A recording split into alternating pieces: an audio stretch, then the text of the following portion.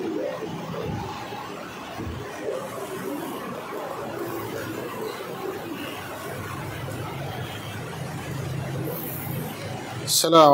warahmatullahi ta'ala wabarakatuh.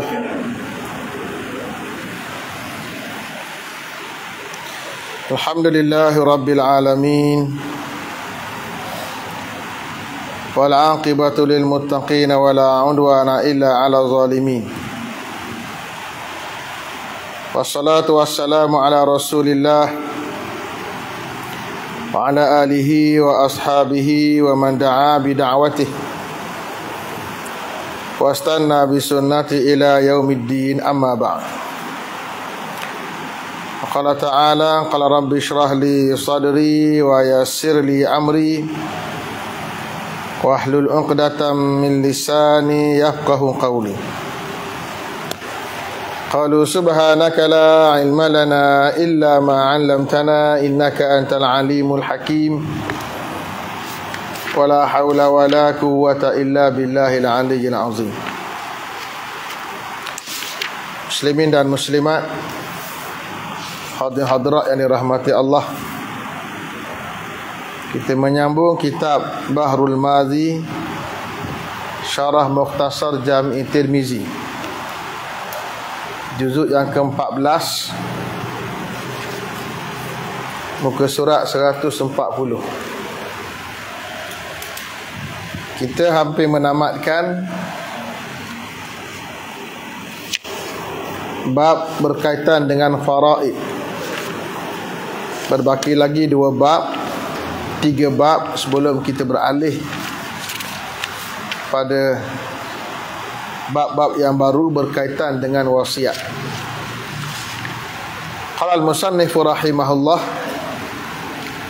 berkata pengarang, mudah-mudahan Allah Ta'ala merahmatinya dan memanfaatkan ilmunya untuk kita di dunia dan juga di hari akhirat.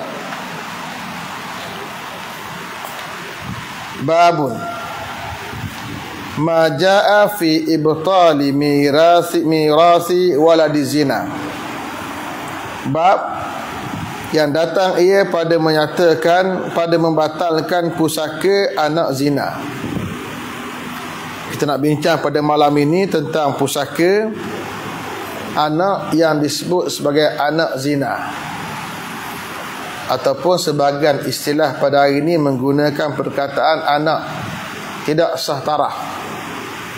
Ia merujuk sebahagiannya kepada anak zina.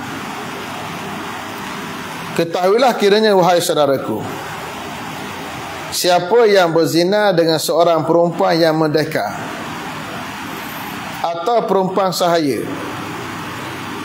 sahaya orang, tiba-tiba beranak perempuan itu dengan zinanya, maka anak itu ialah zina, sama ada ia laki-laki ataupun perempuan. Apa dia takrifan anak zina?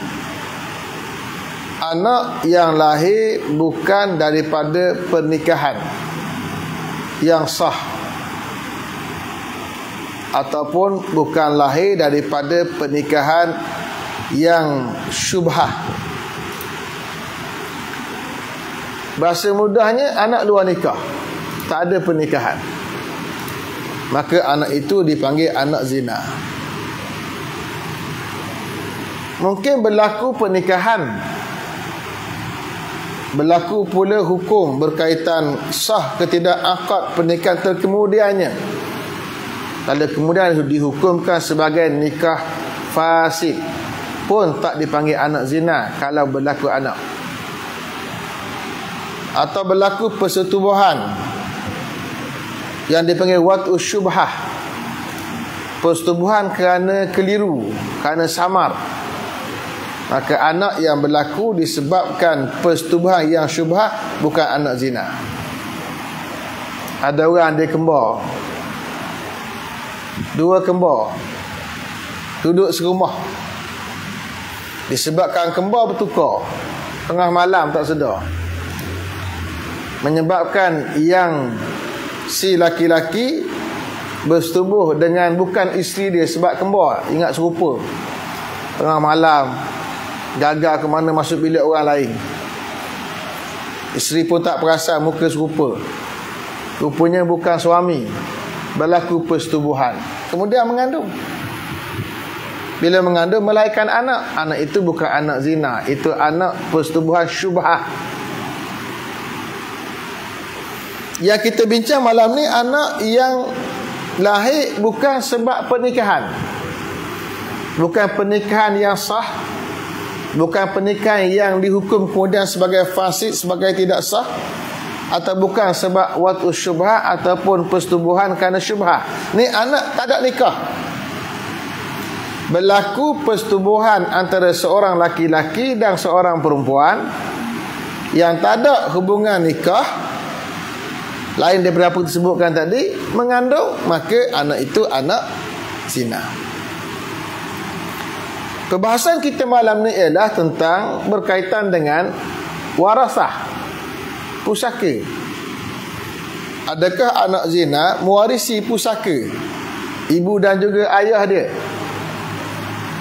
Ibu dan ayah biologi dia. Itu bahasa yang lebih tepat. Kemudian apabila mati ibunya atau bapanya dengan meninggal harta, tidaklah anak zina itu dapat pusaka daripada ibunya atau bapanya. Yang ni nak kena betulkan sikit fakta. Pengarang tersilap dalam bab ini. Yang betul ialah tidak dapat pusaka daripada bapanya, bukan ibunya. Adapun ibu kepada anak zina, dia adalah ibu. Ibu ialah yang melahirkan. In ummahatuhum illa allai waladnahum. Tidaklah ibu-ibu mereka melainkan yang melahirkan mereka. Yang melahirkan anak, sama ada melahirkan anak itu anak hasil pernikahan yang sah, atau melahirkan anak kerana zina, hatta melahirkan anak sebagai ibu tumpang, dia adalah ibu. Seorang laki-laki, seorang perempuan ambil benih dia, disenyawakan di luar rahim. Melalui konsep yang dipanggil tabung uji. Kemudian yang dah disenyawakan tadi ditanam dalam rahim perempuan lain yang dipanggil perempuan tumpang, ibu tumpang. Bila mana perempuan ini melahirkan, dialah ibu sebab dia melahirkan. Bukan merujuk pada tuan punya benih. Islam, dia tidak hanya mengiktiraf benih. Dia mengiktiraf kelahiran atau dia mengiktiraf perkahwinan.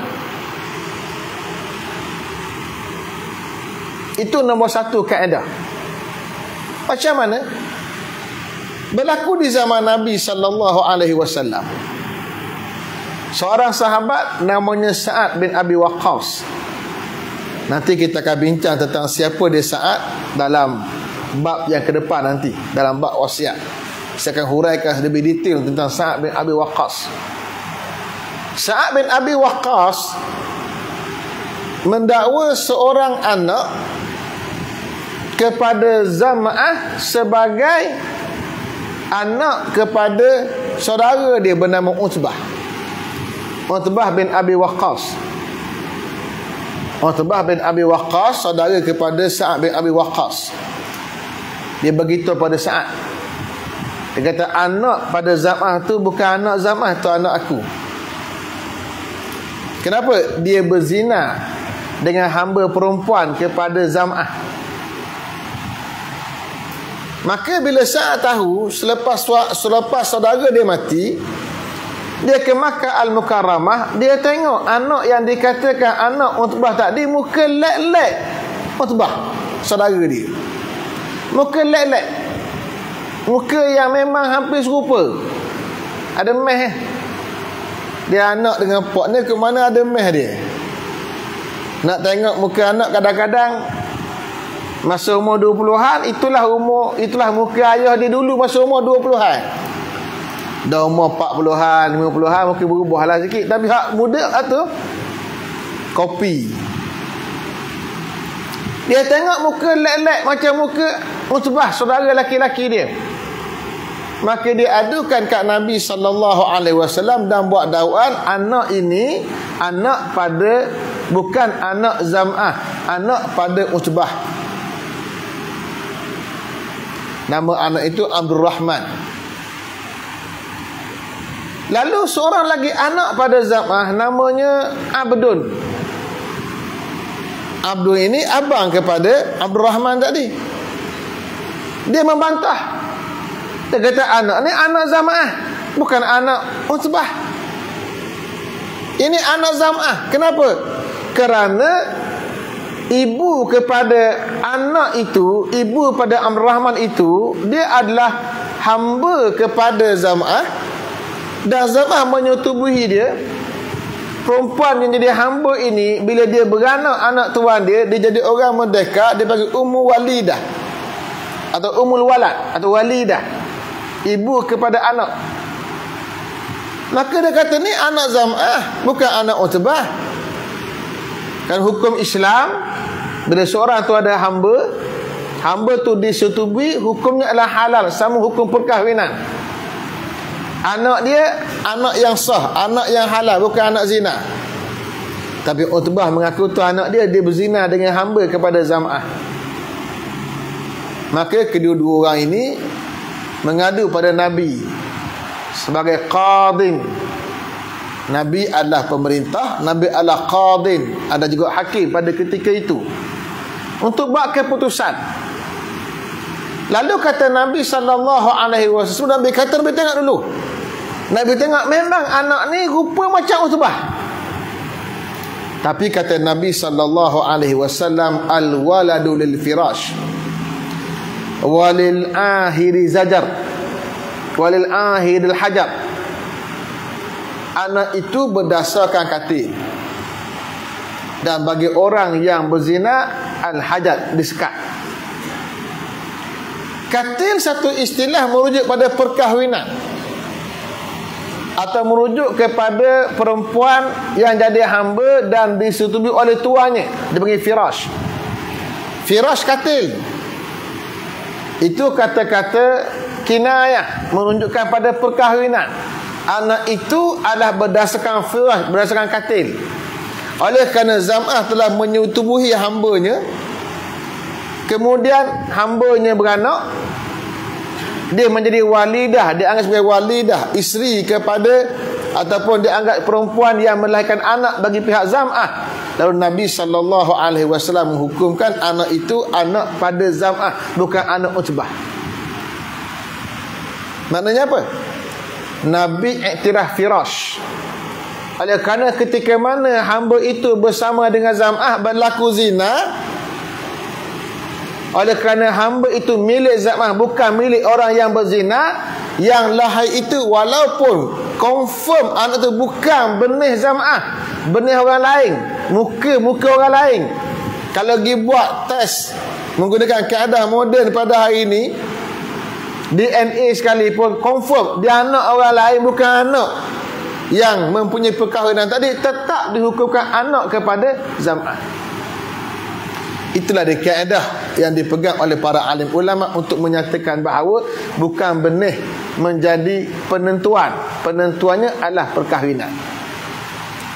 Sebab itu ijma' ulama, kalau seorang perempuan itu dia berkahwin dan dia berzina, bila berzina dia mengandung hasil zina, bukan hasil suami dia, mengandung hasil zina, dan dia kemudian dia beranak, anak itu tetap akan dinasabkan kepada suami dia. Walaupun terbukti dengan DNA dan sebagainya, anak tu anak orang lain, bukan anak dia. Kenapa? Karena ketika berlaku perzinahan itu, dia ada suami, ada perkahwinan, maka anak nasab kepada tuan punya perkahwinan. Kecuali tuan punya perkahwinan, suami tidak mengaku itu anak dia. Kata, ni bukan anak saya tak nak mengaku dia anak. Bila tak nak mengaku dia anak, dia kena buat satu benda yang dipanggil al-mula'anah atau li'an, saling melaknat. Wallazina yarmuna azwajahum orang yang menuduh isteri-isteri mereka berzina dan dia tak ada saksi. Tak ada saksi bila berlaku zina dalam rumah sendiri. Tak ada orang tahu, mungkin dia tahu. Dia balik tengok suami isteri dia berzina dengan orang. Saksi lain tak ada. Maka Allah Ta'ala beri penyelesaian kepada kaedah atau kisah yang seumpama ini. Ada konsep yang namanya li'an atau mula'anah. Kata Allah Ta'ala, mana-mana orang yang menuduh isteri dia berzina,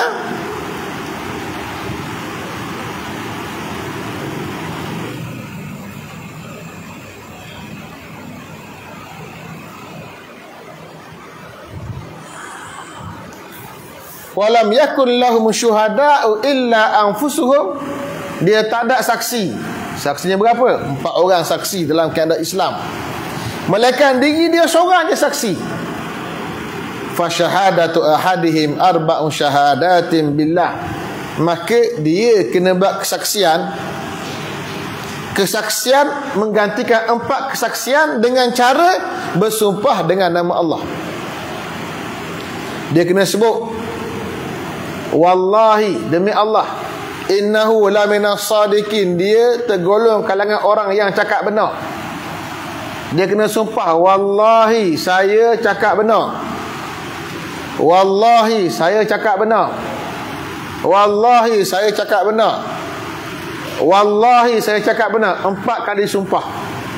Kemudian kata Allah, wal khamisatu al-la'natullahi alaihi in kana minal kadzibin, dan yang kelima, laknat Allah atas diri dia sekiranya dia tergolong kalangan orang yang cakap bohong. Yang kelima dia kena kata, wallahi, laknat Allah pada saya sekiranya saya bercakap bohong atau saya masuk golongan yang cakap bohong. Disumpah 4 kali itu menggantikan 4 saksi dalam Islam. Yang kelima, laknat atas diri sendiri. Islam tidak benarkan laknat atas diri sendiri. La tad'u ala anfusikum, jangan doa barang buruk atas diri sendiri. Doa laknat atas diri sendiri tak boleh. Kalau saya tak buat begini-begini, laknat Allah pada saya. Saya nak beri pada kamu nanti duit RM100. Kalau saya tak beri duit ni, laknat Allah pada saya. Hukumnya haram. Kenapa? Tak boleh laknat diri sendiri, kecuali satu keadaan. Kenapa? Keadaan ni, ini keadaan yang Allah Ta'ala bagi hukum laknat atas diri sendiri, dibenarkan ni dengan nas syarak, dengan nas Al-Quran. Yang kelima, wallahi sekiranya saya bohong, laknat Allah atas diri saya. Maka dengan cara itu dianggap dia telah ada kesaksian 4 orang dan dia tak dikenakan hukuman hudud. Apa dia hudud?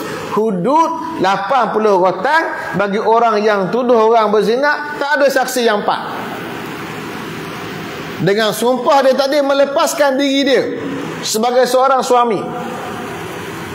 Isteri macam mana pula? Isteri pula kena sumpah. Isteri kena sumpah, wayadra'u anhal azaba, akan dialihkan, diketepikan daripada perempuan itu azab. Suami tuduh isteri berzina, yang berzina hukumannya rejam sampai mati. Diketepikan hukuman hudud atas diri dia yang Allah gambar sebagai azab.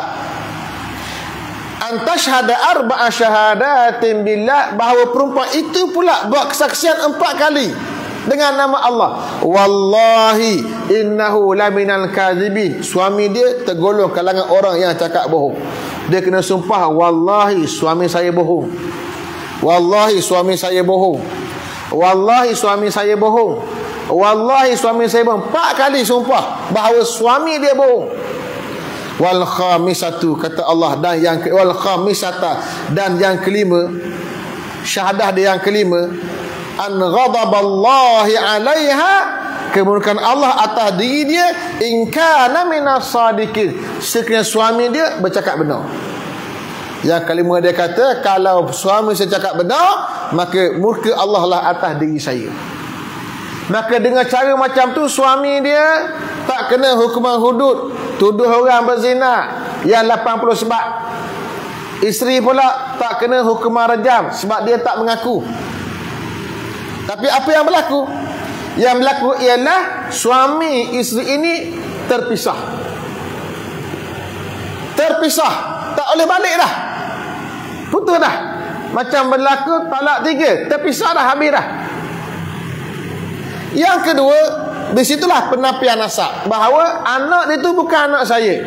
Maka dengan li'an yang dibuat oleh suami dan isteri tadi, maka barulah dapat dinafikan nasab daripada anak yang dikatakan bukan anak dia tadi. Selagi dia tak nafi anak itu anak dia, sedangkan isteri dia mengandung hasil anak zina, anak itu bukan anak zina. Itu anak yang tetap sah tarah, mesti dibinkan pada suami dia.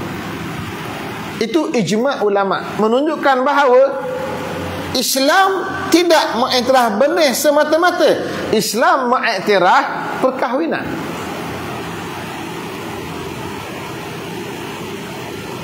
Yang jadi khilaf ulama, kalau berlaku keadaan di mana orang yang tak ada suami,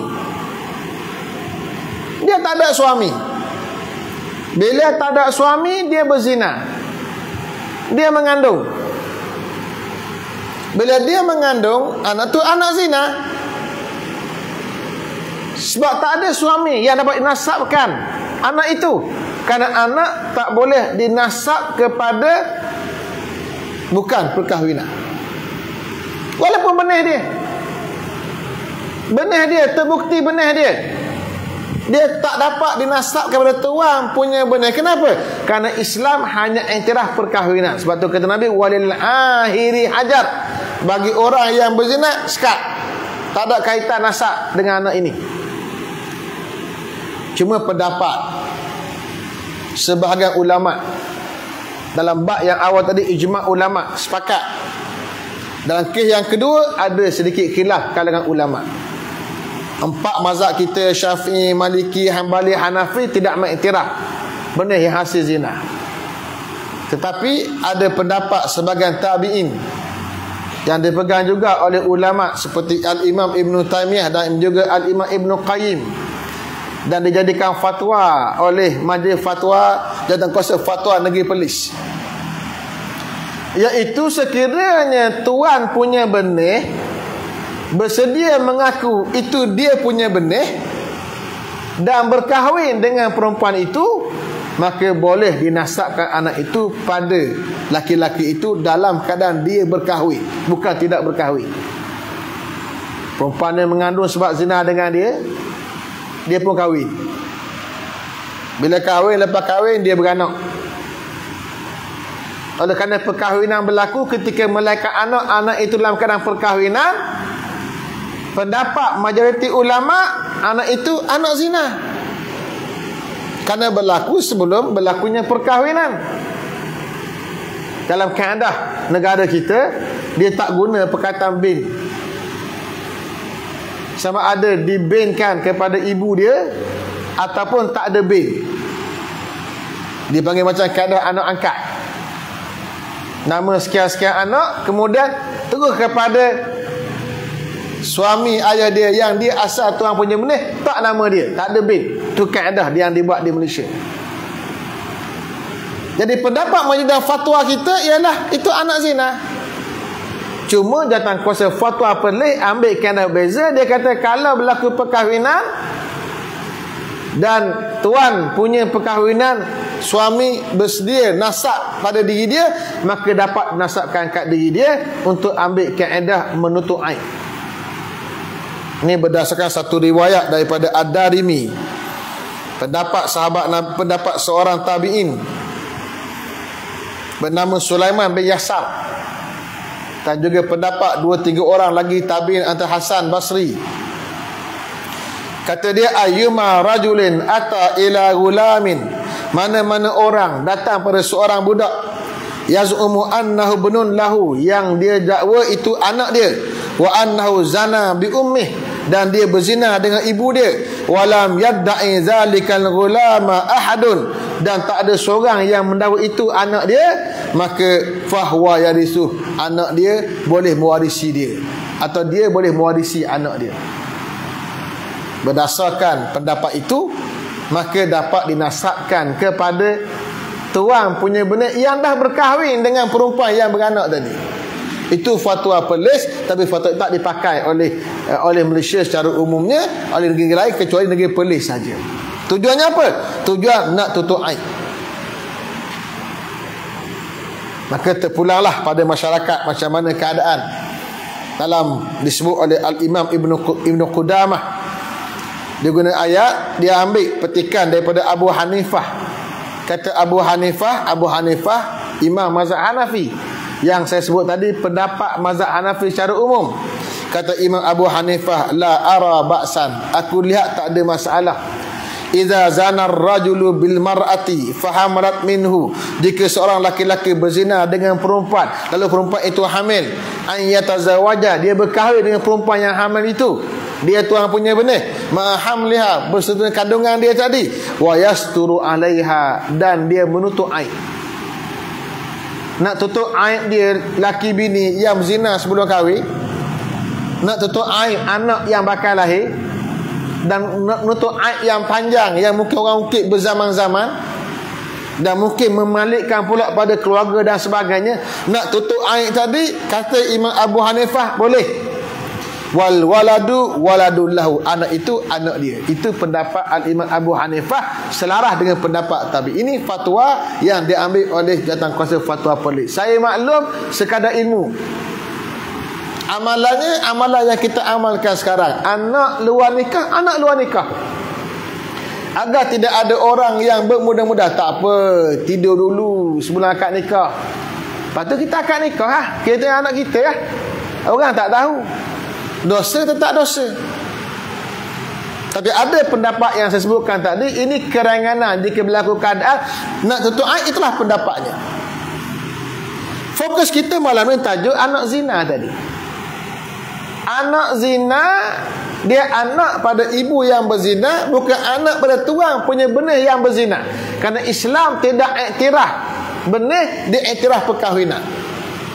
Maka bila mana mati seorang bapa biologi kepada anak zina, maka kematian itu tidak menjadi sebab untuk anak biologi dia mendapat pewarisan harta dia. Adapun ibu dia tetap mendapat pusaka, sebab itu ibu dia. Anak zina, kata anak zina itu anak dia.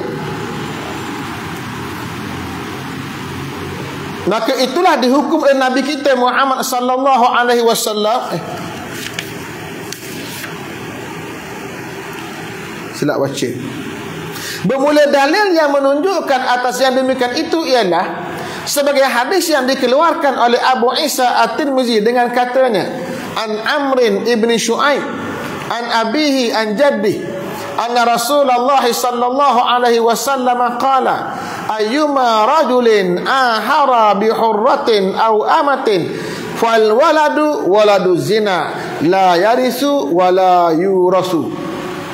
Diriwayatkan daripada Amrin ibni Shu'aib, daripada bapaknya, daripada neneknya, bahawasanya Rasulullah sallallahu alaihi wasallam telah bersabda, ia barang mana laki-laki yang berzina dengan seorang perempuan yang merdeka atau perempuan hamba, maka beranak ia, jadilah anak itu anak zina, tiada mempusakai ia dan tiada ia dipusaki akan dia. Hadis yang kita baca, Nabi sebut dengan jelas, mana-mana orang yang berzina, dia berzina dengan perempuan yang merdeka ke, berzina dengan perempuan hamba ke, bukan hamba dia. Kalau hamba dia tak panggil zina pula, hamba orang lain. Dia berzina dengan hamba orang lain. Mana-mana orang yang berzina macam tu, maka anaknya ialah fal waladu waladu zina, anak zina. La yarisu, tak boleh mewariskan harta, wala yurasu, tak dapat diwariskan harta dia. Itu hadis yang jelas.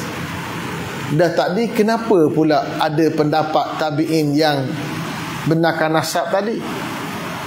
Itu dikala mana si tuan punya benih bersedia menasabkan diri dia pada anak tadi dengan berlakunya perkahwinan. Itulah yang kata ada pendapat tadi.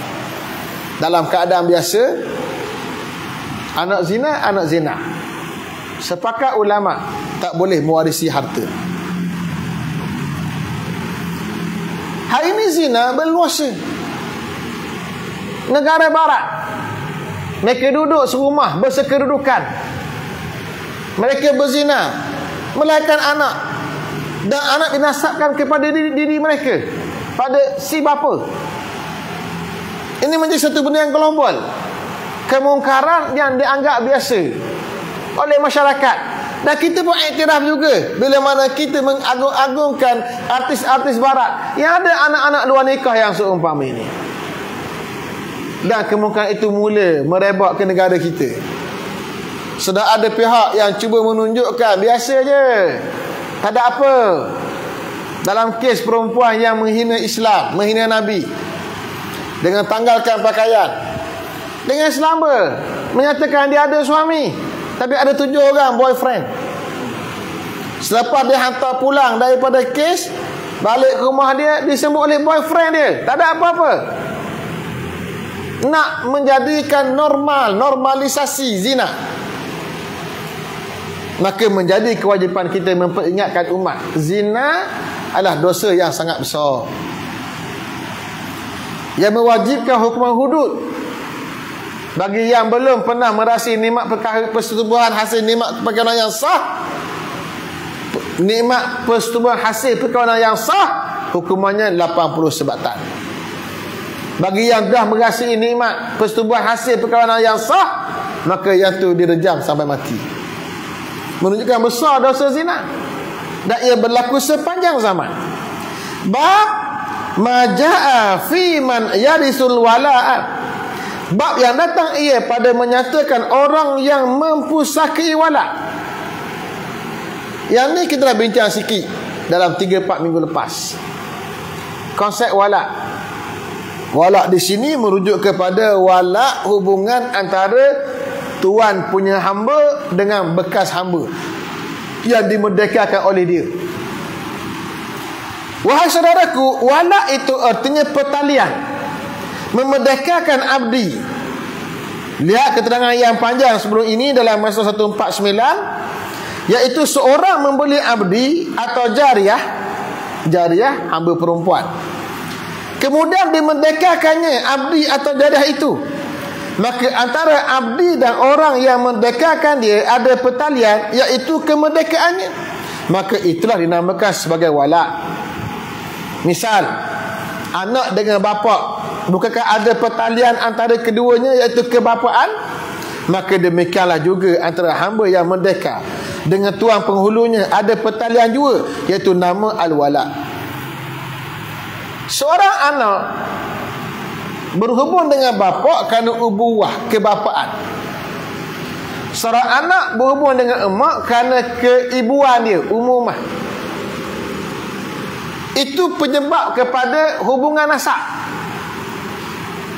Maka ada satu lagi kaedah yang Islam tetapkan, yang ada hubungan wala' antara tuan punya hamba bila mana dia merdekakan hamba dia. Kenapa? Kerana Islam letakkan antara perkara yang besar pahalanya, sunnah yang sangat digalakkan, menjadikan seorang hamba orang merdeka.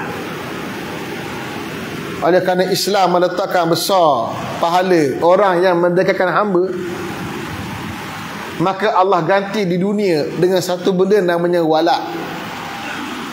Hubungan hamba dengan bekas, dengan tuan dia, yang ada kaitan dengan ilmu pewarisan. Al-wala', satu kalimah yang sudah hurai sebelum ini. Al-wala' disebut juga al-wilayah, disebut wali. Wali itu kata kerja kepada wala'. Yang tuan punya wala' panggil wali. Hamba pun dipanggil wali juga. Dua kalimah yang memberi makna yang berlawanan. Satu kalimah yang sama beri makna, dua makna yang berlawanan. Hamba dengan tuan berlawanan, dua-dua dipanggil wali belaka. Apa asal usul perkataan wali atau wala atau wilayah? Asal kalimah wala maknanya al-qurbu, dekat. Seorang yang dekat dengan seseorang dipanggil sebagai wali. Dia wali pada orang itu wali pada orang ini. Dipanggil wali sebab apa? Hubungannya rapat dan dekat. Itu satu. Yang kedua, al-wala juga maknanya al-hubbu, sayang. Seorang yang sayang seseorang, dia wali pada orang itu wali pada diri dia. Yang ketiga, al-wala maknanya at-ta'ah, ikut, patuh. Seorang yang patuh pada seseorang, dia adalah wali pada orang itu. Yang mematuhi adalah wali, yang dipatuhi pun wali. Tiga. Yang keempat, al-wala maknanya melindungi, al-himayah, memberi perlindungan. Seorang yang beri perlindungan pada seseorang, dia adalah wali pada orang itu. Orang yang melindungi adalah wali, yang melindungi pun adalah wali. Bila kita kait empat makna tadi dalam bahasa Arab, kita akan nampak keterikatan dan hubungan makna. Bermula dengan seseorang itu hampir dengan seseorang, rapat dengan seseorang, maka dia akan mula sayang orang itu. Daripada sayang tadi pula, dia akan berkembang menjadi kepada kepatuhan dan juga ketaatan. Dari ketaatan itu pula akan berkembang, dia akan mempertahankan orang yang ada hubungan tadi. Maka itulah makna al-wala. Sebab itu kata Allah Ta'ala, wal mu'minuna wal mu'minat awliya'u ba'duhum al mu'minuna wal mu'minat awliya'u ba'duhum li ba'd. Orang yang beriman, laki-laki dan perempuan, mereka adalah wali satu sama lain. Al mu'minuna wal mu'minat ba'duhum awliya'u ba'd. Saya betulkan ayat, silap baca. Wal mu'minuna wal mu'minat ba'duhum awliya'u ba'd. Orang lelaki yang beriman dan perempuan yang beriman, mereka adalah wali satu sama lain. Maknanya apa? Mereka saling dekat, mendekati satu sama lain. Mereka sayang, menyayangi satu sama lain. Mereka saling patuh, mematuhi, turut menurut satu sama lain. Dan mereka akan mempertahankan satu sama lain. Itu maknanya al-wala. Maka Allah guna perkataan wala menggambarkan hubungan sama orang Islam. Allah gunakan kalimah al-wala menggambarkan hubungan ketua dengan anak buah dia. Disebut waliyul amr. Ati Allah wa ati'ur rasul wa ulil amri minkum. Ta'alah pada Allah, ta'alah pada Rasul dan ulil amri, yang pegang urusan. Yang pegang urusan dipanggil awliya, wali-wali. Innama waliyukumullah wa rasuluhu wallazina amanu. Wali kamu Allah, Rasul dan orang-orang yang beriman. Itu semua adalah ayat-ayat berkaitan dengan wali. Maka al-wala tak diberikan pada orang yang kufur kepada Allah Ta'ala. Wala dengan makna yang empat tadi, wala dengan dekat, sayang, patuh, pertahan, tak diberikan pada yang tak beriman kepada Allah. Kita mungkin dekat dengan dia, sayang kat dia, tapi takkan sama dengan dekat dan sayang pada orang-orang yang beriman kepada Allah Ta'ala. Itu konsep wala. Dan satu lagi wala tadi merujuk kepada hubungan hamba dengan Tuhan. Allah berikan hubungan yang boleh mewarisi. Maka dengan sebab ada pertalian antara abdi mendekat itu dengan tuannya yang mendekatkannya, dapatlah tuannya harta pusakanya apabila mati abdi mendekat itu dengan tiada meninggal waris.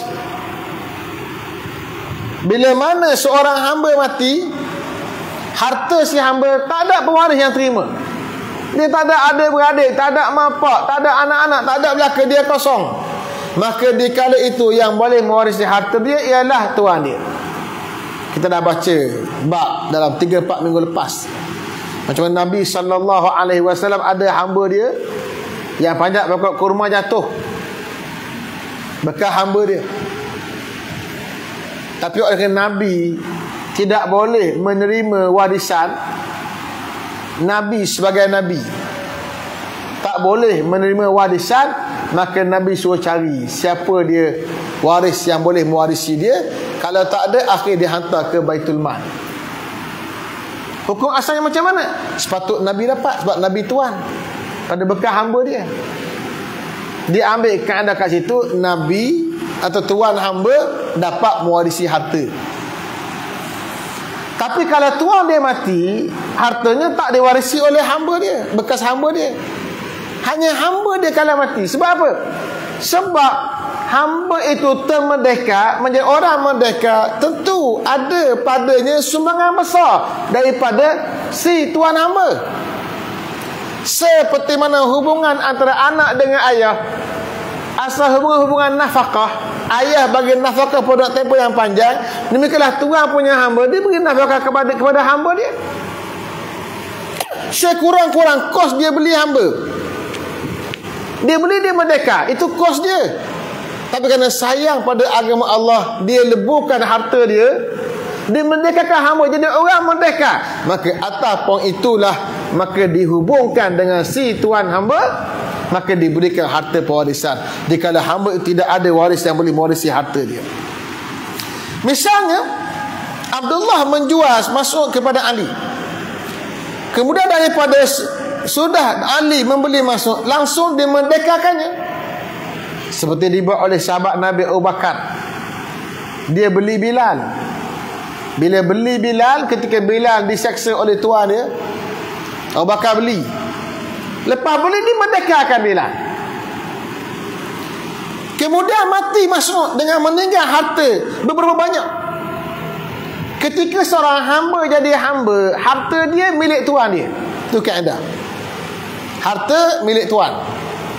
Seorang hamba dibawa kerja apa pun jadi harta milik tuan. Melainkan mukatab. Mukatab macam mana? Dia buat janji dengan tuan dia, nak bayar sekian banyak. Bila habis bayar, dia jadi merdeka. Dia panggil mukatab.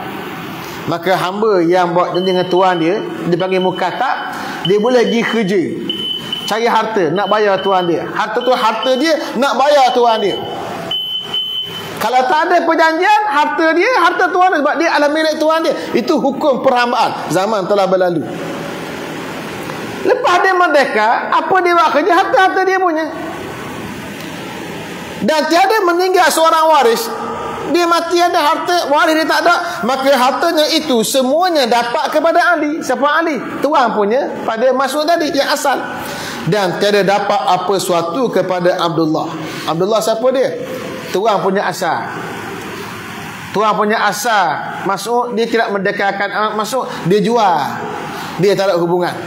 Yang ada hubungan tuan baru yang merdekakan. Bermula dalil yang menunjukkan atas yang demikian itu ialah sebagai hadis yang dikeluarkan oleh Abu Isa At-Tirmizi dengan katanya, an Amrin ibni Shu'aib an abihi an jaddi anna Rasulullah sallallahu alaihi wasallam qala la yarisul wala'u man yarisul ma la yarisul wala'a man yarisul mala. Diriwayatkan daripada Amru bin Shu'aib, daripada bapaknya, daripada neneknya, bahawasanya Rasulullah sallallahu alaihi wasallam bersabda, ia tiada mempusakai akan wala itu oleh orang yang mempusakai hartanya, yang dia mengambil harganya.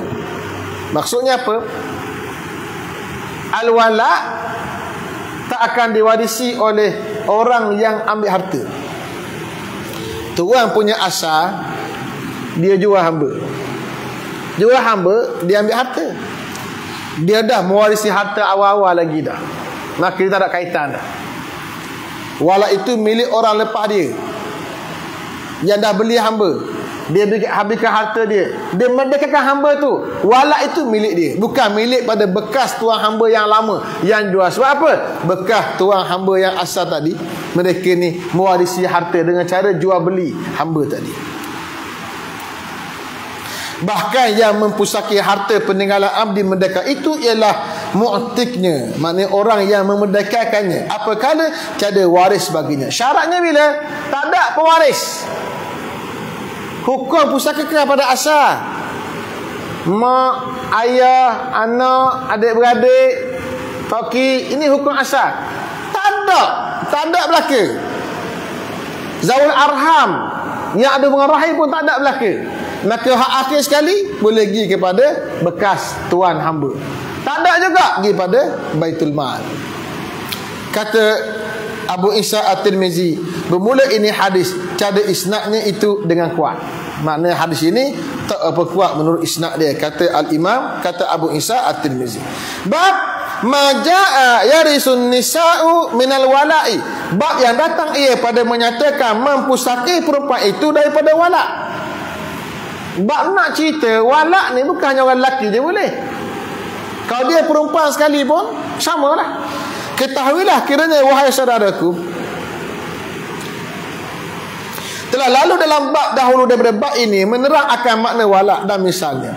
Dan dalam bab ini pula menerangkan seorang perempuan apabila telah beli ia akan seorang hamba, kemudian dimerdekakannya hamba itu, nescaya boleh dapat pusaka ia daripada harta hambanya, apabila mati ia dengan syarat abdi itu tidak meninggalkan waris lain daripada tuannya, perempuan yang merdekakannya itu sahaja.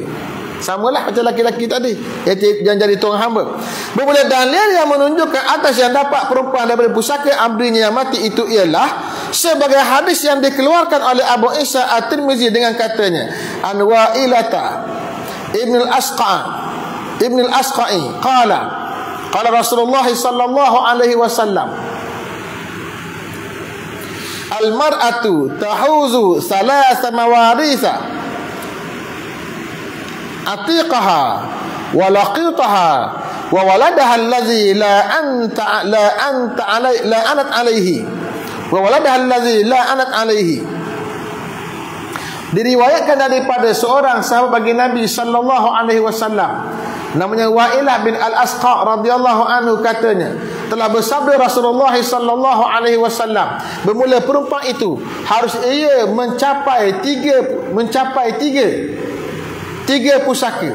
Pertamanya pusaka pemerdekaannya, yakni apabila seorang abdi atau jariah yang merdekakannya lalu mati dengan meninggalkan harta dan tiada meninggal waris lain daripadanya sahaja, maka harta pusaka itu terpulang kepadanya.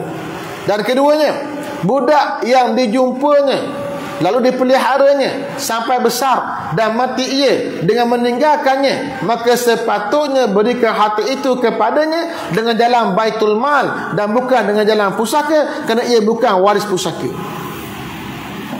Dalam hadis yang kita baca tadi, Nabi sebut tentang bagaimana seorang perempuan boleh dapat harta. Satu yang kita bincang awal tadi, atiqaha, yang bekas hamba yang dia merdekakan. Satu.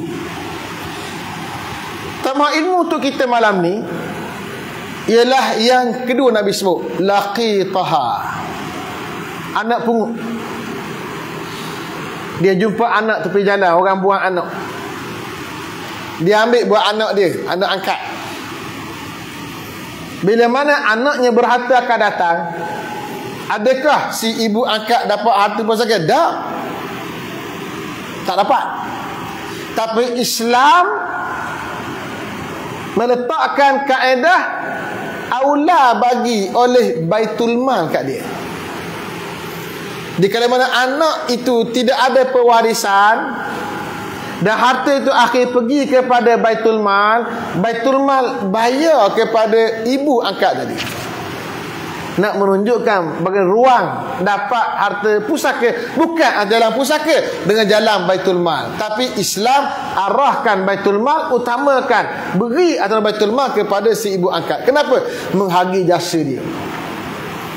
Tapi seorang anak yang anak pungut nak hargai jasa ibu angkat, tak payah mana. Pertama, jaga dia sampai waktu tua dia, sampai mati dia. Sebab apa? Atas jasa jaga dia. Yang kedua, kalau harta banyak, buatlah wasiat. Wasiat kita akan bincang kejap lagi, bab wasiat 1/3 harta, selesai. Maka tak timbul lagi pusaka. Ceritanya ialah yang dah diberi awal, atau sayang lagi, bagi hibah, bagi hadiah tu. Hadiah masa hidup. Ada tanah, beri tanah, ada rumah, beri rumah, beri hadiah tu dah. Itu cara menghargai manusia. Tapi ada nak cerita macam mana seorang anak pungut, terang yang ambil anak pungut, Allah berikan kelebihan pahala kat dia besar, jaga anak orang. Sayang macam anak sendiri, dia panggil laqit. Yang ketiga, wa waladaha allazi la anat alaihi, dan ketiganya anaknya yang berlian ia dengan suaminya.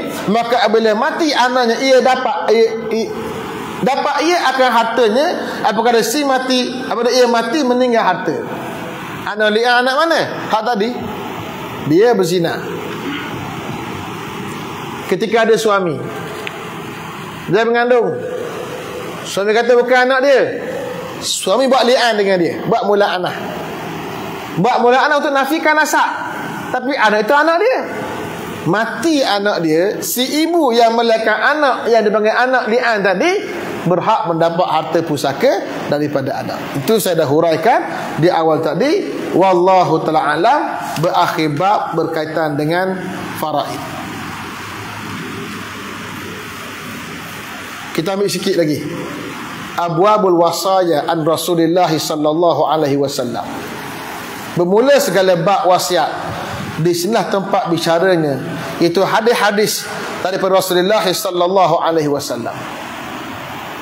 Wasiat ni saya dah bincang sikit sebagai muqaddimah ketika bincang hukum berkaitan dengan faraid. Cuma kali ini kita nak mulakan dengan hadis tentang kisah Sa'ad bin Abi Waqqas. Bab majaa fil wasiyyati bisulus, bab yang datang ia pada menyatakan berwasiat dengan sepertiga harta. Wasiat pesanan seseorang sebelum dia mati untuk mengagihkan harta dia selepas dia mati. Pesanan itu wajib dilaksanakan jika tak bercanggah dengan syarak. Pesanan berkaitan dengan harta mesti dilaksanakan, kadarnya ialah maksimalnya 1/3. Detailnya kita akan bincang. Termasuklah juga wasiat dalam bab lain. Baru ni kita baru selesai korban. Orang yang mati, jika nak buat korban bagi orang mati, syaratnya dia mewasiatkan untuk buat korban bagi pihak diri dia. Sebelum dia mati, dia kata tolong buatlah untuk ayah korban. Maka wasiat itu mesti laksanakan. Ambil harta dia, lepas dia mati, selesaikan dulu bahagian yang dikatakan sebagai wasiat. Adapun kalau si ayah tak pesan untuk buat korban, anak-anak nak buat korban bagi pihak si mati, pendapat jumhur ulama tak boleh. Sekarang ada hadis berkaitan dengan wasiat dalam bab korban disebut Nabi kita Muhammad sallallahu alaihi wasallam. Maka ulama ambil kaedah begini. Kalau nak buat juga bagi si mati, caranya ialah korban atas nama kita dulu. Kemudian hadiahkan pahalanya kepada ayah yang telah mati. Arti bukan korban bagi si mati, korban bagi orang yang hidup. Pahala korban diserahkan, dihadiahkan pada si mati. Dan hadiah pahala pada si mati, ini pendapat yang disetujui oleh majoriti ulama. Cuma kaedahnya saja. Kata setengah ulama, buat sesuatu untuk orang mati sampai pahala, tak perlu doa. Imam Nawawi, ulama besar mazhab kita kata kena doa. Ya Allah, aku hadiahkan pahala yang aku buat ini pada sekian. Jadi Imam Nawawi ambil kaedah keluar daripada khilaf ulama. Sebab apa? Dia kata doa ni perkara yang sepakat ulama. Doa untuk orang mati sampai pada si mati ini sepakat ulama.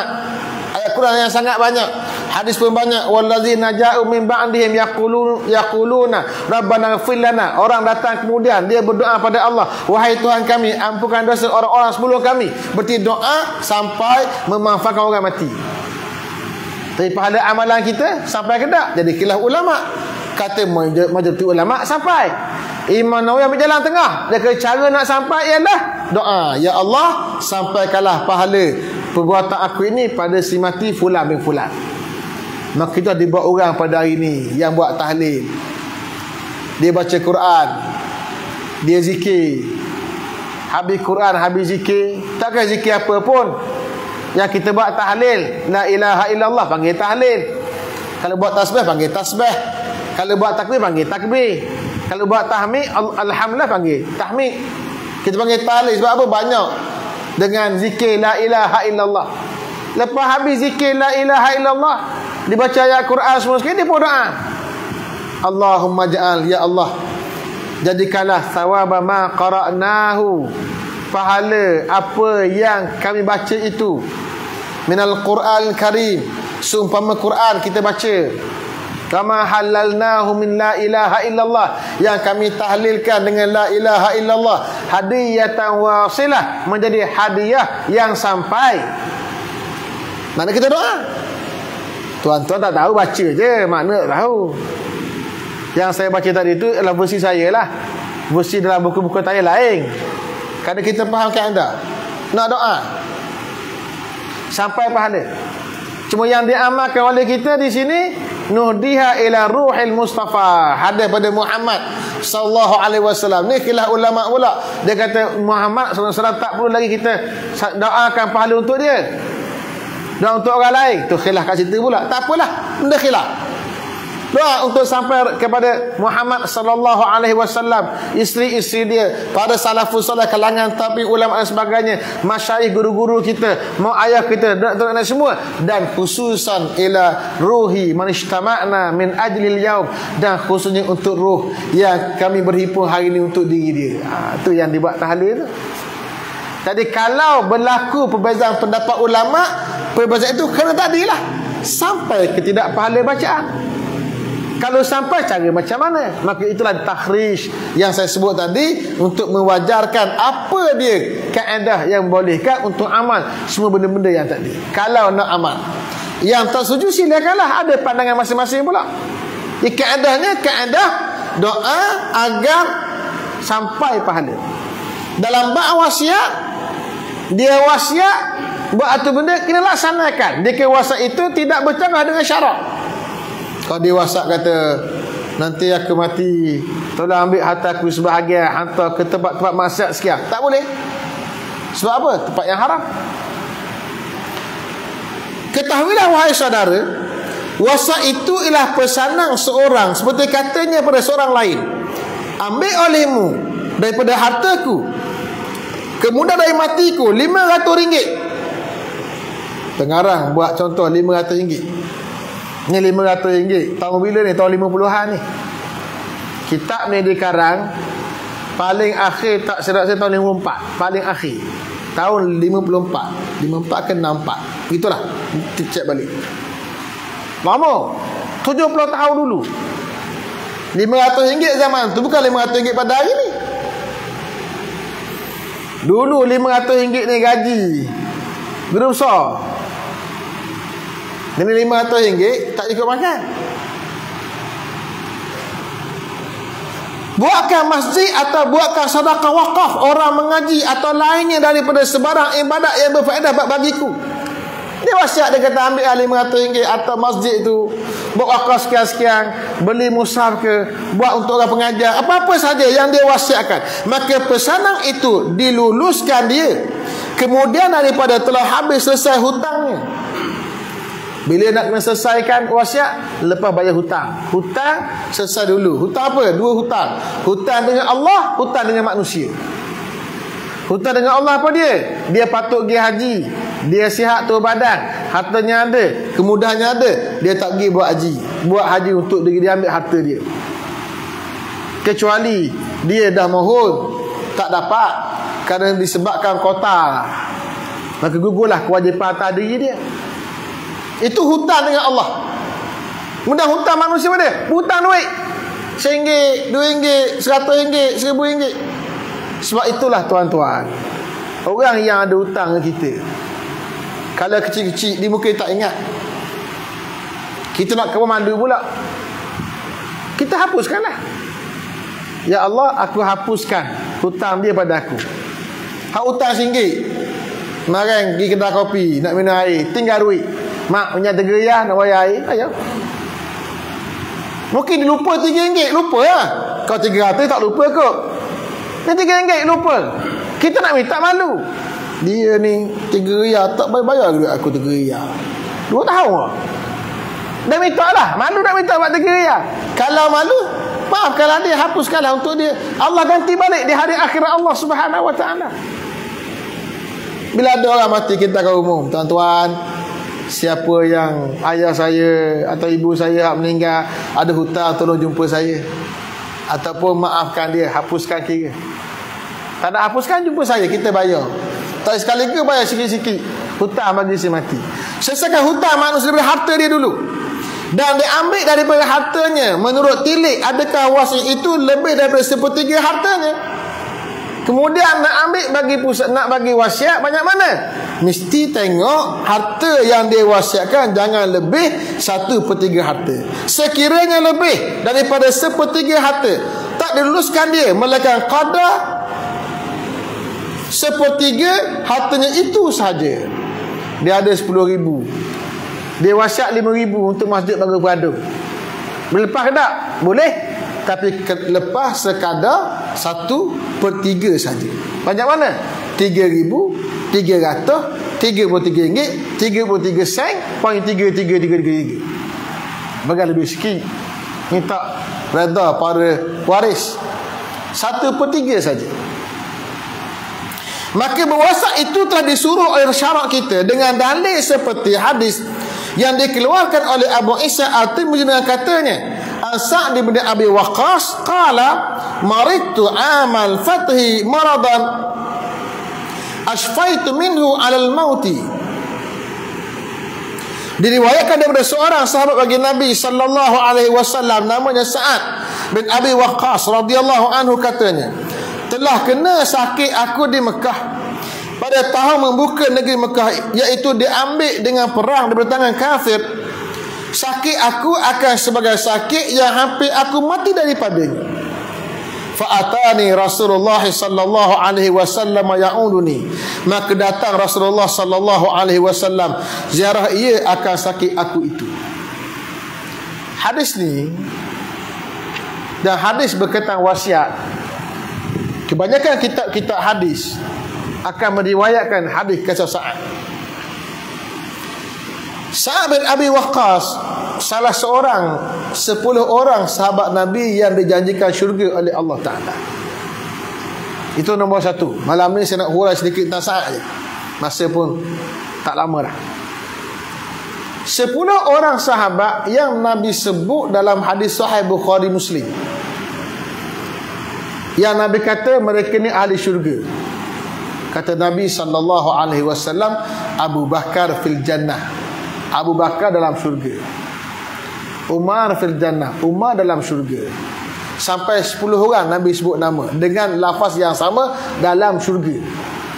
Maka ulama golongkan mereka sebagai 10 orang sahabat yang paling tinggi martabatnya di sisi Allah Ta'ala, di sisi Nabi kita Muhammad sallallahu alaihi wasallam. Siapa yang 10 itu? Pertamanya Abu Bakar, Umar, Uthman, Ali. Semua ni orang yang awal terima Islam.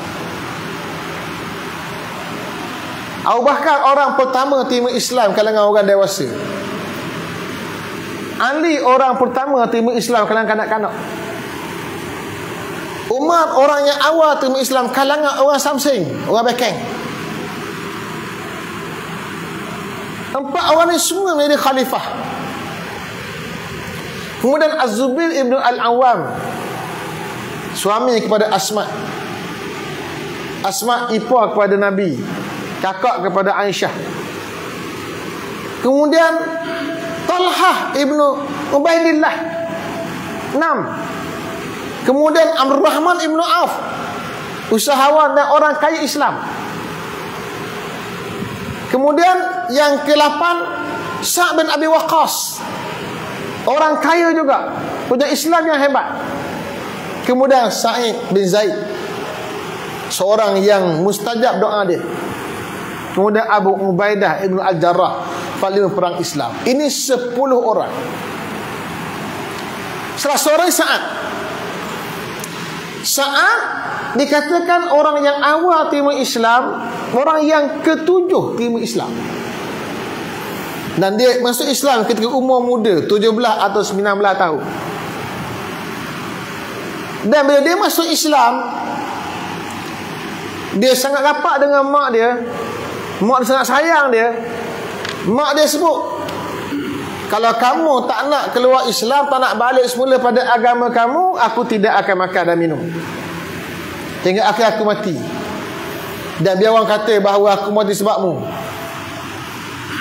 Lalu dia jumpa mak dia. Dia kata, wahai ibu, kalau kamu ada 100 nyawa, lalu keluar nyawa itu satu demi satu, aku tidak akan pulang kepada agama asal. Kenapa? Dia tegas dengan agama dia. Lalu Allah turunkan ayat, wa in jahadaka ala an tusyrika bi ma laisa laka bi ilm. Sekiranya dua ibu bapa kamu paksa kamu untuk syirik padaku, sesuatu yang tidak ada ilmu padanya, fala tuti'huma, jangan kamu taat pada kedua-duanya. Taat pada mak ayah yang kufur dalam kekufuran atau yang fasik dalam kefasikan tak dibenarkan, jangan ikut. Tapi kata Allah, wasahibhuma, dan menggambarkan kebersamaan. Taat tak taat, tapi masih yang sama, sahibhuma fid dunya, temani mereka berdua di dunia dengan cara yang baik. Maka Allah turunkan ayat bagi tahu bahawa kekufuran tidak menghalang hubungan rahim dengan mak. Tak ikut dan tak patuh pada mak kerana kekufuran, tapi tidak menanggalkan kewajipan untuk musahabah menemani ibu yang kufur tadi. Itu yang saya ulang selalu, kalau kekufuran tidak menghalang hubungan rahim, apatah lagi perbezaan pandangan dan pendapat dan berbagai isu, tak menghalang hubungan rahim. Kita hari ni sebab beza parti, balahannya berperang. Kerana sebab perbezaan parti, bergocong hanya, bergaduh. Tak nak semayang bersama imam dan makmum kerana perbezaan parti. Kekufuran tidak menghalang hubungan rahim, apatah lagi yang lain daripada itu. Itu yang paling teruk, maksiat besar, kufur. Tu cerita Sa'ad pula seorang yang terkenal sebagai mustajabud da'wah, doanya diterima oleh Allah. Ada orang-orang yang Allah bagi kat dia doanya segera mustajab. Sebab dia minta dengan Nabi, ya Rasulullah, doakan saya mustajabud da'wah, jadi orang yang Allah terima doa segera. Lalu kata Nabi SAW, atib mat'amak, elokkan makan minum kamu. Maka dia jadikan segala makan minum dia datang dari perniagaan dia. Dia orang berniaga. Allah jadikan dia doa yang mustajab. Bila ada orang maki sahabat Nabi Ali, maki, dia tegur kawan tu, jangan maki Ali. Ali khalifah Islam, jangan maki dia. Ali sahabat Nabi, jangan maki dia. Ali menantu Nabi, jangan maki dia. Ali ni awal Islam, jangan maki dia. Tapi tak berhenti maki Ali. Maka dia pun angkat tangan doa, ya Allah, aku serah padamu ya Allah. Tiba-tiba datang seekor binatang unta. Tiba-tiba datang menyerbu laki-laki yang maki tadi, mati kat situ juga. Orang dah bercakap, itu dia Sa'ad mustajabud da'wah, doanya Allah terima. Dan cerita paling masyhur tentang doa yang diterima, bila mana Sa'ad menjadi gubernur di Kufah, di Iraq pada hari ni, di zaman Umar Ibn Khattab. Orang buat cerita mengadu pada khalifah bahawa Sa'ad ni semayang tak betul, jadi imam semayang tak betul. Dia mengadu kat Umar Ibn Khattab. Umar hantar orang pergi cek, hantar Muhammad bin Salamah, tak silap nama, dia hantar untuk cek. Cek tak betul. Dia pergi cek setiap masjid, tanya orang, macam mana dengan Sa'ad? Di masjid itu orang kata puji belaka, Sa'ad orang yang bagus, gubernur yang baik. Di masjid ni pun sama, orang puji belaka. Di tempat mana orang puji belaka. Sampai satu masjid, ada seorang jawab, dia kata Sa'ad ini orang yang tak pergi pada medan peperangan. Kemudian Sa'ad seorang yang tidak bagi agihan yang betul. Wala ta'dil fil qismah, Sa'ad ni tidak ambil dalam agihan.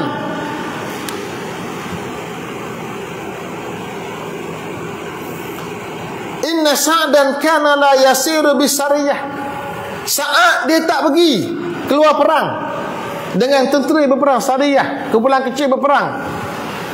Wala yaksimu bisawiyah, dia tak agih dengan sama rata sebagai seorang gubernur. Wala ya'dil fi qadiyah, dia tidak ambil dalam menentukan sebarang kes. Ini tuduhan kepada seorang gubernur. Bila sampai berita ni kepada sahabat Nabi Sa'ad, orang puduh nama dia, dia tak buat. Bila puduh nama seorang pemimpin, puduh nama ni, dia sekejap tersebar sebab dia pemimpin, bukan orang biasa. Kalau mamak jual ikan, mungkin orang bercakap hadir tak amat 3-4 orang. Seorang pemimpin orang bercakap hadir, dia rata satu dunia. Keluar Facebook, keluar WhatsApp, keluar Twitter, keluar surat khabar, satu dunia rata. Kejap je, sejam 2 jam. Nak kawal semula makan masa berpuluh tahun. Maka apa yang boleh dibuat oleh Sa'ad? Sa'ad apa kat tangan? Ama wallahi la'ad'uwan nabi salas. Demi Allah, aku akan doa dengan 3 perkara terhadap laki-laki itu. Allahumma in kana abduka hadza kadza. Ya Allah, kalau hamba-Mu itu berbohong. Tengok, dia lapik sikit. Kalau dia berbohong, memang aku buat sungguh. Kalau dia buat, aku tak buat sungguh. Kalau dia cakap bohong, qama riya'an wa sum'atan, dia berdiri bangkit nak menunjuk-nunjuk dan tunjuk sum'ah dia, kehebatan dia, nak bagi orang dengar. Fa'atil umrahu, ya Allah, panjangkan umur dia. Wa atil faqrahu, panjangkan kefakiran dia. Wa aribhu bil fitan, dan dedahkan dia pada fitnah, dengan maksud fitnah terhadap perempuan. Doa saat itu Allah Ta'ala terima. Laki-laki namanya Usamah bin Qatadah nama dia.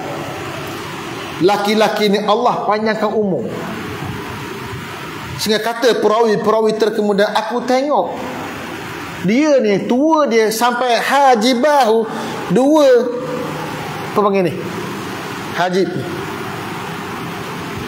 bulu mata atas 2 kening ni, 2 kening ni putih. Biasa putih rambutnya, janggut putih. Kalau kening putih, tua sungguh. Kecuali putih sebab penyakit, tua. Kening dah putih, panjang umur dia Allah bagi. Dan Allah bagi dia miskin, sampai tua dia miskin. Dahlah tua, dahlah miskin, Allah uji dia. Dia pantang tengok perempuan, mesti dia kenyit mata. Kacau lah. Macam budak-budak kacau orang perempuan. Assalamualaikum cik adik. Kalau hak ngarak tu umur 20, okey lah. Ni hak ngarak umur 70, 80, umur 100. Mampu dah hak lain, nak lagi. Lalu orang tanya dia, wahai orang tua, kenapa jadi macam ni? Dia jawab, dia kata, syaikhun maftun, aku orang tua yang kena uji oleh Allah Ta'ala. Asabatni da'watu Sa'din, aku ditimpa oleh doa Sa'ad. Maknanya apa tuan-tuan? Ini hadis Sahih Bukhari. Nak tunjuk kita kalau suka buat cerita tentang orang, merosakkan nama orang, khianat kat orang, dan tak ada cara nak selesai masalah, yang tinggal Allah Ta'ala, dia doa. Dia orang yang kena zalim, dia doa je lah. Ittaqu da'watal mazlum, takut pada doa orang kena zalim. Laisa bainahu wa bainallahi hijab, tak ada hijab dia dengan Tuhan. Maka Allah terima doa. Kalau Allah terima doa dia, tangguhlah. Itu yang boleh dibuat. Maka terkenalah Sa'ad sebab doa dia Allah Ta'ala terima. Ada orang kata, tidakkah dia melampau berdoa? Sebab mereka doa macam tu sekali. Doa orang tu jadi tua, miskin, dah miskin pula, terdedah pada fitnah perempuan pula. Tidakkah berat sangat doa tu? Kata ulama antara Al-Imam Ibn Hajar Al-Asqalani, Dia kata sebab 3 benda yang dibuat, dituduh oleh laki-laki itu pada seorang gubernur Islam, seorang sahabat Nabi, sangat berat. Satu, kecaman terhadap keberanian dia. Dia seorang pemimpin yang besar Islam. Dia mengetui peperangan Al-Qadisiyah untuk membuka negeri Parsi, mengalahkan kerajaan Parsi zaman Umar Ibn Khattab. Dia orang berani. Bila dituduh, dia tak keluar pergi perang. Mana dia penakut. Mengecam keberanian dia, mempertikaikan keberanian dia, memalukan dia. Satu, melibatkan diri dia. Yang kedua, yang disebut melibatkan maruah. Tidak buat agihan. Seorang gubernur, pemimpin Islam tak buat agihan. Berarti dia sayang harta, simpan harta untuk diri dia, tak sampai ke rakyat dia. Ini tuduhan yang besar. Maruah dia melibatkan harta. 2. Yang ketiga, tuduhan dia ialah dia tidak adil dalam agihan. Berarti apa? Maruah dia tak ada amanah. Tak ada duit, bak harta. Ni pula amanah diri dia. Tak ada amanah. Maka bila 3 benda melibatkan perkara yang besar, maka saat dia doa pertama dia ialah bagi umur dia panjang. Umur panjang, derita diri, padam kejahatan dia, yang kata kepada saat bahawa dia ni orang yang tak berani, pengecut. Allah bagi panjang umur, itu derita berdiri dia. Yang kedua, dia doa panjangkan kemiskinan dia. Itu hukuman untuk harta yang dia doa ni. Dia kata apa? Ni saat tak bagi harta pada rakyat, simpan untuk diri dia. Hak nombor 3, doa saat ialah dedahkan dia pada fitnah, melibatkan maruah. Sebab apa? Kerana maruah saat juga dicemar, tidak amanah, tak ada bagi agihan, bagi pada orang ni, tak bagi pada orang ni. Ini tuduhan. Maka apa yang ada pada saat itu doa dia. Maka kata Al-Imam Ibn Hajar Al-Asqalani dalam kitab Fathul Bari, ketika huraian hadis ni, dia kata sahabat Nabi Sa'ad tidak berlebih-lebih dalam berdoa kena dengan apa tuduhan yang dikenakan kepada beliau. Itu antara kisah menarik berkaitan dengan sahabat Abu Waqqas. Minggu depan kita baca detail hadis insya-Allah berkaitan kisah dia sakit dan akhir dia berwasiat kepada Nabi sallallahu, nak wasiat kepada Nabi sallallahu alaihi wasallam. Wallahu taala alam. Aqul qali hadza wa astaghfirullahal azim li wa lakum. Wassalamualaikum warahmatullahi taala wabarakatuh. Bismillahirrahmanirrahim. Alhamdulillahirabbil alamin wassalatu wassalamu ala asyrafil anbiya'i mursalin sayyidina Muhammad wa ala alihi washabbihi ajmain. Allahumma iftah alaina futuhal arifin warzuqna fahman nabiyyin bihaqqi imanina bi khatamil anbiya'i mursalin walhamdulillahi rabbil alamin. Taqabbalallahu minkum.